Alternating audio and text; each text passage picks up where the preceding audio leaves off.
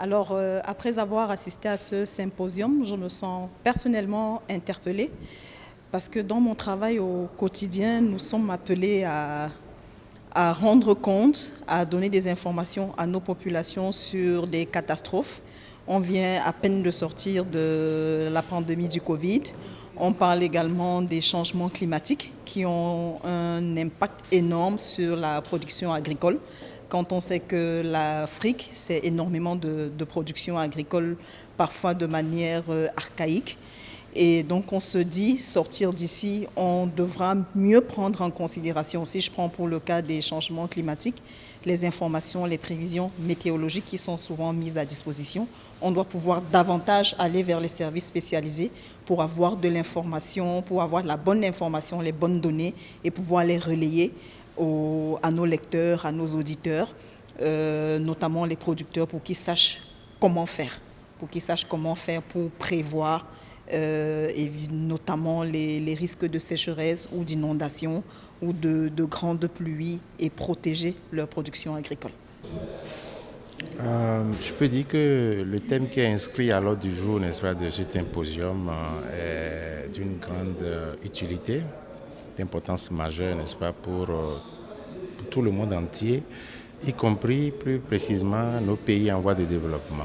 On parle, n'est-ce pas, de prévention contre les risques de catastrophes naturelles et autres. Je crois que c'est une question qui touche à tous les domaines de la vie en général.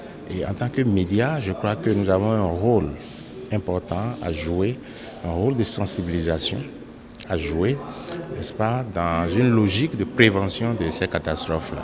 Au lieu d'attendre que les catastrophes surviennent et qu'on mette des milliards à reloger des personnes, à sauver des vies humaines, il vaut mieux investir dans la prévention. Et là, les médias ont un rôle très important à jouer vers les cibles qu'est la population. Alors, si nous prenons la situation qui a été celle que nous avons connue pendant la crise sanitaire de la Covid, on a vu comment la manipulation de l'information, la désinformation et les rumeurs ont été aussi catastrophiques que la maladie elle-même. Les idées reçues, les procès d'intention sur la maladie, son origine, la volonté, soit dit-on d'exterminer tel groupe, ont complètement transformé le rapport des populations avec une maladie qui au fond n'est qu'une maladie. Aussi grave soit-elle, la Covid c'était une maladie. Et donc on a dû comprendre là qu'avec aujourd'hui les canaux des réseaux sociaux où tout le monde s'est spécialisé et est devenu expert dans tous les domaines, eh bien il y a un danger particulier, c'est celui de la bonne information, l'information crédible, sa disponibilité, sa rapidité de diffusion. Et donc par rapport à cela, nous devons revoir notre mode de fonctionnement, notre mode de diffusion des informations et les instances de validation de ces informations. Et il y a des efforts à faire, autant au niveau des services publics, au niveau des médias eux-mêmes, des acteurs des médias, et également aussi dans la formation et la sensibilisation des populations. Une fois rentrés à Yaoundé, nous comptons discuter avec notre rédaction, d'abord au sein de notre équipe, et puis relayer l'information à notre hiérarchie pour proposer peut-être des méthodes ou des mécanismes plus pointus, plus proactifs en matière de recherche de l'information par rapport à la gestion prévisionnelle des catastrophes. Ne pas attendre que ces catastrophes surviennent. On a parlé de sensibilisation et de prévention.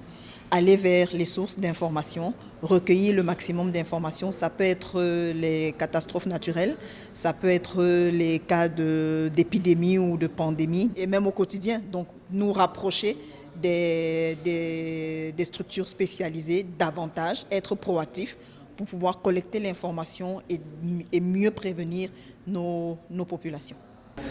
Ce que je vais faire, c'est d'abord d'échanger avec les desks, puisqu'au niveau des rédactions, que ce soit à la télévision ou à la radio, on a des desks qui s'occupent de l'environnement. Donc je vais échanger avec eux pour leur demander de faire des sujets, des contenus dans ce sens. Dans le sens, n'est-ce pas, de sensibilisation en vue, n'est-ce pas, d'amener nos populations à savoir ce que c'est et à prévenir ces risques-là. Voilà ce que nous allons faire comme action. C'est d'abord des actions concertées, parce que pris isolement, aucun média, si important soit-il, ne peut transformer les choses. Il faut une dynamique collective, depuis l'école, depuis les groupes communautaires, et également soutenus par, j'allais dire, une façon de faire au niveau des médias qui doit épouser les réalités actuelles. Faire en sorte que la confiance avec la population se renforce davantage en termes de crédibilité et aussi que nous soyons très réactifs. C'est-à-dire que les supports linéaires habituels qui ont, j'allais dire, une longueur de retard doivent être complétés par les supports digitaux qui, eux, véhiculent l'information à l'instant, mais une information vraie et crédible. Et c'est cette crédibilité-là qui va finir par faire la différence.